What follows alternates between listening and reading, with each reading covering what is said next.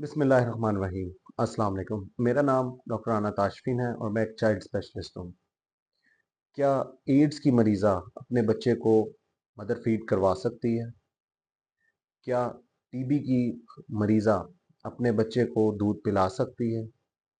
अगर माँ को हेपेटाइटिस बी या सी है तो क्या वो अपने बच्चे को दूध पिला सकती है?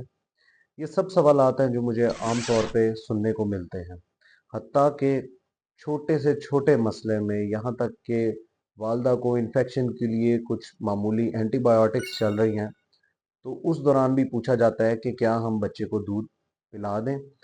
अक्सर मिसकंसेप्शंस की वजह से बच्चे ताहयात अपने बेसिक ह्यूमन राइट से महरूम रह जाते हैं।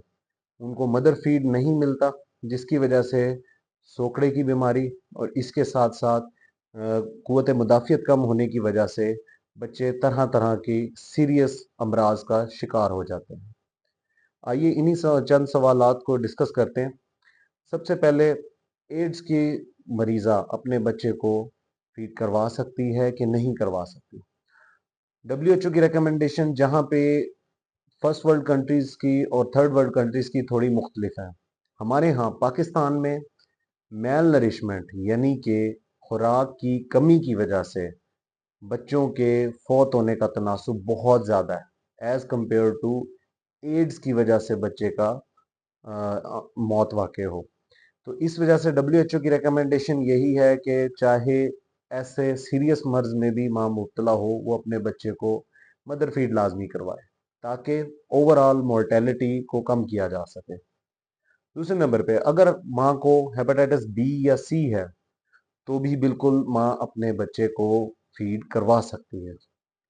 नंबर 3, अगर माँ को टीबी या कोरोना कोविड जैसा कोई मसला है, रेस्पिरेटरी ड्रॉपलेट से होने वाली कोई बीमारी है, तो उस सूरत में भी माँ को बच्चे को लाजमी दूध पिलाना चाहिए।